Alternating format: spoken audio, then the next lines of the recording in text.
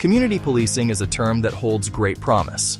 Police leaders and community members often speak of it with hope. They describe a future where police and the public work together as partners. This partnership, they say, will build trust and make neighborhoods safer. The idea is popular, it sounds right. But there is a wide gap between this popular idea and the daily reality of police work. What is said in press conferences and what happens on the street are often two very different things. This disconnect is where trust breaks down. Many departments believe they are doing community policing when they host events. They organize a barbecue, hold a coffee with a cop, send outreach units to festivals, post friendly pictures online. These activities are not bad. They can serve a purpose, but they are not the core of real community policing. They are often just for show. When the daily interactions remain unchanged, when stops feel unfair and responses impersonal, these events feel hollow. People see the image, but they feel the practice. The real goal is to move beyond the surface. We must look past the friendly events and find what actually works to build lasting trust and safety. Genuine community policing is not a program. It is a fundamental shift in the philosophy and practice of a department, how officers are trained, supervised, deployed, and evaluated. It is about the substance of policing, not the style of its public relations. It is hard work. It requires commitment. It demands that we stop the show and start the real change, focusing on the core components that make a measurable difference. This work rests on 4 strong pillars. Procedural justice is the foundation upon which all trust is built. It is a simple but powerful concept. The way officers conduct themselves matters as much as outcomes. People cooperate when they believe the system is fair, shaped by every single interaction.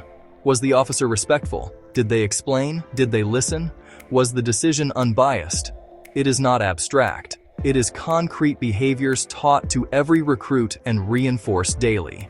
Greet. State the reason for the stop. Hear their side. Decide based on facts and law, not bias. When officers act with respect, explain their presence, and show impartiality, they build legitimacy. Legitimacy is the public's belief that police have a right to exercise authority. People comply more, report crime, and respect the law, making policing safer and more effective.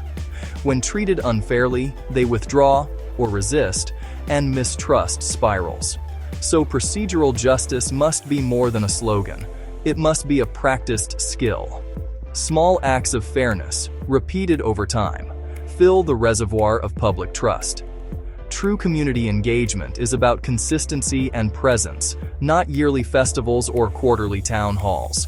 Relationships are built through routine, predictable contact with familiar faces. Walk the same streets, visit the same businesses, talk to residents, principals, and faith leaders. Learn the neighborhood's rhythm, leaders, youth at risk, hidden trouble spots, and let the community learn your name.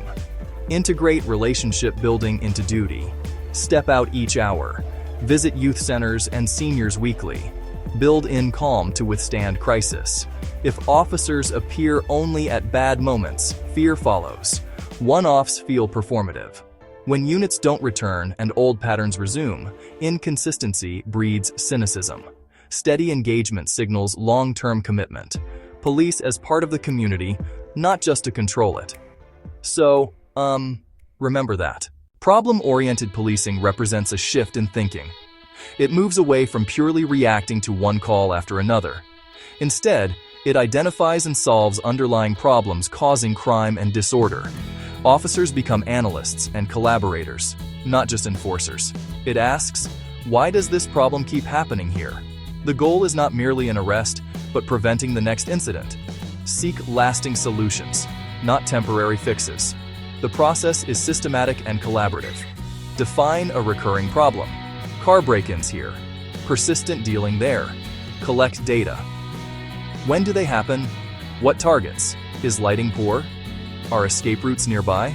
Just saying, more patrols is not enough.